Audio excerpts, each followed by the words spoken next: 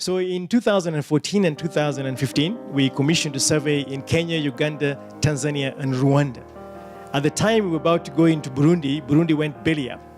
So as I said, we are an East African institute. We have a focus in these 5 countries. But as the political horizon of the polity of East Africa expands, we shall find ourselves in places like South Sudan, which is going to be the next member state of the East African community. And just to paraphrase Edmund Burke, who's a political theorist and philosopher, Irish guy, lived in the 18th century. If we understand the values and attitudes, concerns and aspirations of young people, we can shape what the future could look like. That is our conviction. That if we understand what the young people are thinking today and begin to build that systematically in the way that our government thinks and plans, and in the way that we as parents try to work with young people to meet those aspirations, we can get a firm handle on the future. I don't believe in this saying of the future belonging to some misty horizon. The future is in the active making now. We are in the active employment of constructing a future. And the things that we do and don't do will have huge consequences going forward. When Dr. Awiti finally called me and said, let's have this discussion, I was very excited for 2 reasons. One, we make policy, and not just in this country, but I think across the continent. We make policy, we make decisions, including availing funds for young people, but nobody has ever really asked the young people what they want, what aspirations they have, what are their dreams, what do they need to get there. And with a population that's 80% made up of young people, it's beyond reason to me why nobody ever thought to ask the youth what they want. Living young, wild and free car VMC, respect to all parties, especially MR Siniwazi, Punchlines and Arbufeska Omar na Nuance. Wana resign speedy sababu ya ugavana. And still wameshindwa ku maintain speed governor. Sleeping sickness kwa bunge nikawa wameaffectiwa na Ghana. African Cup is there ni kati ya Kenya na Ghana. EPA na support noisy neighbor, not the Ghana. Kempa wako na lipwa monthly piro na complain yako lipa ana. Jaribu kunidisu chomeka kwa jeana. Ako academic assembly jumefail function na grana. Aligeta rapa hatari na flow kwa rivatana. Tunatoa vitu modern sona muunga dana. Wanalia msoto na oil liko chungana. One of the reasons why IDRC decided to fund the East Africa Dialogue series was we believe very much that promoting dialogue, promoting understanding through science, through research, through the provision of data, which informs us about really important questions. That process of informed dialogue is a way to support and strengthen society, social processes,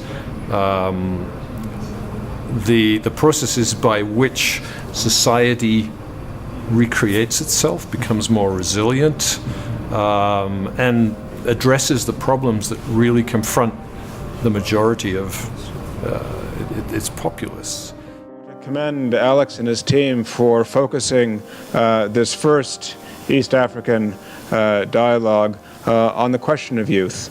The figures Alex provided with regard to the demographic weight of youth in this part of the world speak for themselves, but it's not just an African issue. Even in Canada, issues of youth are so important that our new Prime Minister, Justin Trudeau, has retained the youth portfolio for himself. So our Prime Minister is also the Minister for Youth in Canada, and that speaks volumes to the importance that we attach as Canadians to this issue. It really is incumbent on government, it's incumbent on the partners of government to take action forward, responding to the opportunities and challenges that the research speaks to. The future. The future. Because I want to make it clear before you launch, I think the youth are extremely clever. The youth see what we do. So let's not blame them. We are the ones who are corrupt. And I can tell you an example. 2012, our son was in Strathmore. They went to Mombasa with a son of another very high government officer. He had retired, and there were 12 of them. That son told the other boys, I know my father is a thief. Actually, they were staying in the father's house in Mombasa, and they say, my father is a thief. I've worked with him for many years, and I think he's one. So this is what Alex and all the others are doing. There are a lot of studies, by the way, with the World Bank, everybody. We want to get what key things are we getting, what information are we getting here. But notice that that must drive the better policies. This is where I come in. This is where the government comes in. This is where the private sector, this is where everybody comes in. It's not just to government. This is where the fourth estate comes in, pushing it.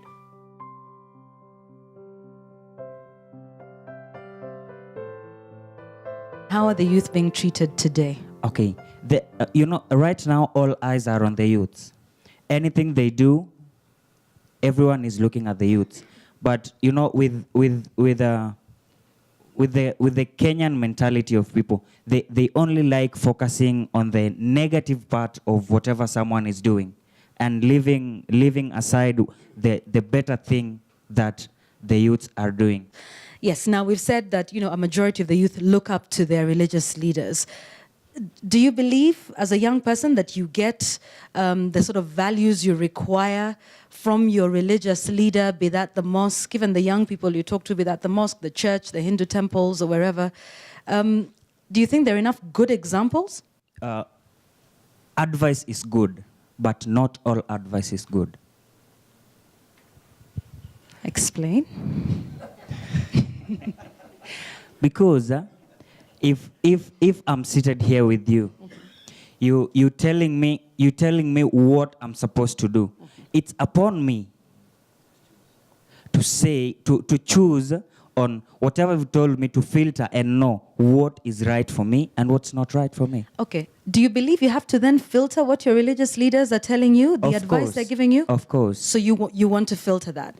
We have to Why? filter because as much as they are our religious leaders, yes, but they're humans. That rings true with you, doesn't it, Sheikh, in terms of, especially even when you're talking about radicalization and knowing, who's rogue and who's not, and even with the bad examples we see, for example, within the Christian church, of certain pastors taking advantage of people. Yes, it does. Because if you take the example of the late Abu Drogo, he had a much more impact than what most of us sheikhs have today. So we psychologically are trying to understand what is it that he was using, because most of what he was saying were lies. We found out.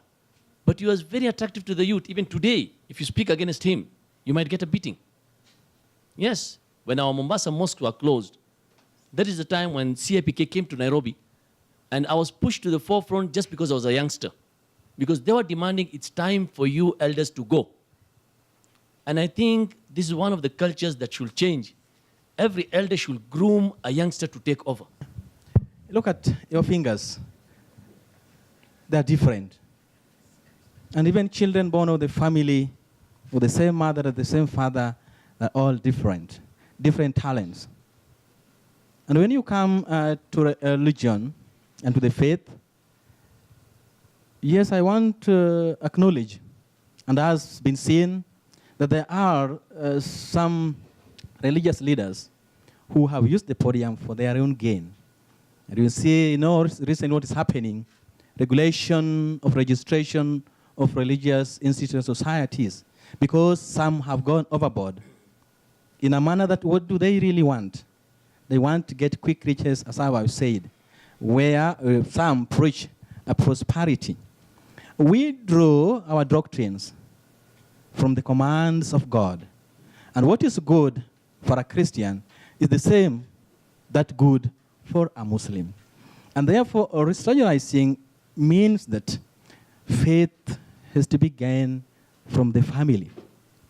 The family upbringing also impact in faith. My data, the ones that I collected, showed that at the coast of Kenya, that it's actually not being over religious, like you said, that leads to extremism.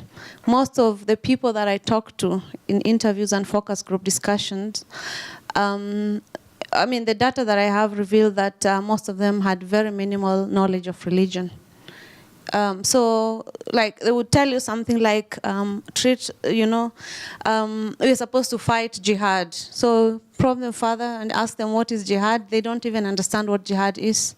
So, what are you guys doing to make sure that people understand the religion in practice, to respect the values that, we've been talking about here since morning?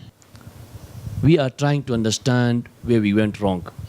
And we are trying especially to engage our other brothers also under Interreligious Council to understand that although our beliefs might be different, but our morals are the same. Can't we live and confine our beliefs to the places of worship, come together and make sure that we address the problem the way it is?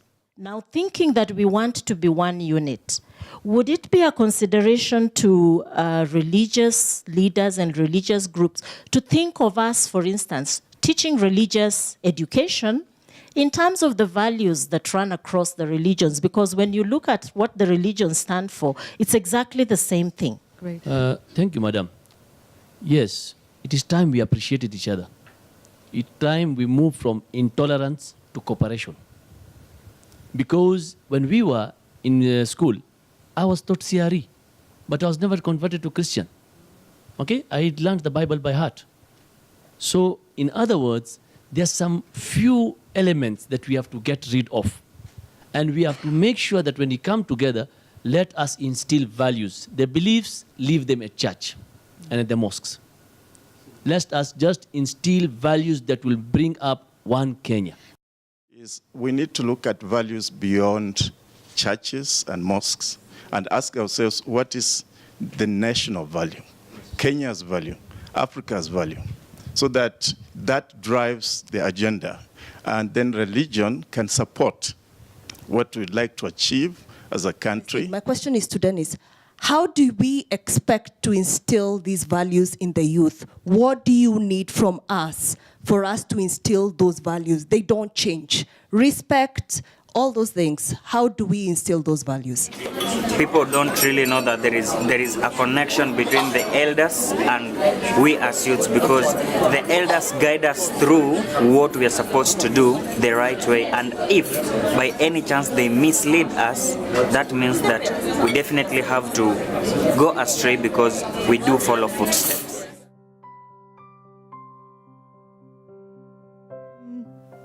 Do these findings surprise you amongst the youth? I know we focus a lot on establishment, institutions, government. But now you take a look at youth and they're saying, I'm willing to make money any which way as long as I don't get caught. And I imagine, I don't know if that was a follow-up question, but that, if I get caught, I can try and bribe my way out of it. I'm imagining. Actually, the results don't surprise me at all. For 50 years, that has been the case in this country, that those who are corrupt, and these days I don't use the word corruption because I find it doesn't resonate that much at the grassroots. Those who are engaged in theft, thieves, those who engage in theft have prospered in this society for 50 years. So I don't think I'm going to hammer the youth too hard, because they've seen their fathers do it. We had an example given to us this morning by one of the speakers, where two young people speaking, and one is saying, my father is a thief, and feels quite calm about it. We've lost our sense of social sanction with regard to theft. And amongst our African communities, all our different communities, crimes against property in particular, if one stole from the commons, the punishments were usually more severe than those that were meted out for crimes against person. You could break somebody's leg, but don't steal their cow. And we've lost that. Where is your own responsibility, and how are we dealing with that among youth? That the youth have to stop, at this point, thinking collectively. Because what we've done, the same way we do in the classical development aid, is that not only do we call Africa a country, which is one of my biggest myths, but that we call us poor, which we have to redefine. We also have to stop talking about the youth, because who are the youth? They're individuals. And the minute you talk about them as youth, you remove the individual responsibility from each individual who is a youth. And that is the problem here. And this is not covered, not for lack of. I think it just never crossed people's minds that actually ask the young person, what is their responsibility? We work with 4 to 25-year-olds, and every single one of these kids are responsible for what happens to them. Our biggest slogan is, you are your future. Now, yeah, it's true that the youth have that sense of entitlement. Are they right to have that sense of entitlement? No. The thing is that, yes, you are a leader, not just for, we don't want you to lead tomorrow, but are you leading yourself first? Because nobody will let you lead anything if you cannot lead yourself first. As it has been said before, it starts with personal responsibility, yeah? And there's a lot of opportunities out here, a lot of them. There's a lot of resources. There's a lot of people who are investing in youth. I mean, it's represented right here. And there's a lot of people who want to hear you. But if you have nothing to say, if you're not bringing solutions, if you're always complaining, you know, if we have nothing to back up anything, then nobody will take us seriously. The violence that took place in the after the elections of 2007 was when going around the country, as I did for 1.5 years, talking to young people. It was one of the most hugely empowering moments in their lives. That moment when they were able to express themselves in this uncontrolled, violent way. And the challenge has been, okay, how do we channel this energy, this anger, this angst that we see into bringing a positive change within people's lives, because that energy is there. So what we do by giving young people a powerful voice is teaching them to say no. First, to have informed information so that they can say no. Learn to say no with respect. Learn to say no. Because a lot of the stuff that happens is not good for you. And that's where we hang on to the not good for you. Because we know what's good for us. And that's the thing. And that's why the frustration comes. So out of schizophrenia comes madness, because the situation is mad. And then we get really mad. And then you find those old rural women who say, unless you give me my kanga and my sugar nut, I'm not voting for you. Because I'm mad. Because my situation is bad. Because socially I'm deprived. So corruption, all of what is coming from a situation of people feeling they are being shortchanged. There's no other word for it. Because they know it. Everybody knows what is a life that is worth living. And they're not getting it. And that's what we try and sensitize the young people, children, the kids, the little ones, that they too must play a part. And they are also responsible. A couple of very, very dynamic friends in Western End. And one of them, she started a school for girls, a value-based school, no rules, no prefects, no bells for time, timeliness, honesty, cleanliness, so basic values that, and the girls would sit, and they still do, every Saturday morning and discuss amongst themselves, what does each value mean to us and how are we going to bring it to life in our own lives? The most interesting thing is not the fact that the school has done extraordinarily well in terms of academic performance. It's just been stratospheric. However, the parents are very keen to say this is not the most important thing. The key thing is that my daughter now says please. My daughter says thank you. My daughter says sorry. They're not fighting with a brother and a sister. They've become more honest, and that's what the parents are emphasizing. And I think that's where those are the answers for Kenya's problems, in my opinion. People look at young people as problem. If about 20 of them walk in now, most of you would be a bit uncomfortable because you'll be seeing violence. We don't see young people as contributors, people who also need to participate in decision making. One of the things that we really need to do as a society and as a country is to stop glorifying darkness, you know, and start celebrating positive examples, start talking about light. Because I think we are so obsessed and overwhelmed by talking about the bad things that are happening other than talking about the good things that are happening. This has been an exciting, exhilarating experience in the sense that, you know, many universities, many organizations that do this kind of thing would give you a thick book, glossy, lots of tables and graphs. But I think we've got to be mindful that we're targeting and doing this on behalf of youth and organizations that do things on behalf of youth. This is about action. And these action-oriented kinds of organizations don't have time to look at this glossy stuff. They would like, at least in many ways without us patronizing that whole process, to give them access to information which they can use whichever way they choose, so that they become agents and drivers of how they consume that information. So that's why we've departed away from this thick, glossy, hand-me publication to doing a data portal. And over the next couple of days, what we're going to do with our tech people and Code for Africa and Aga Khan University is to make sure that this data is absolutely usable. It's a commitment from Aga Khan University and our donors to make sure that this data is in the hands of the people who want to use it and for free.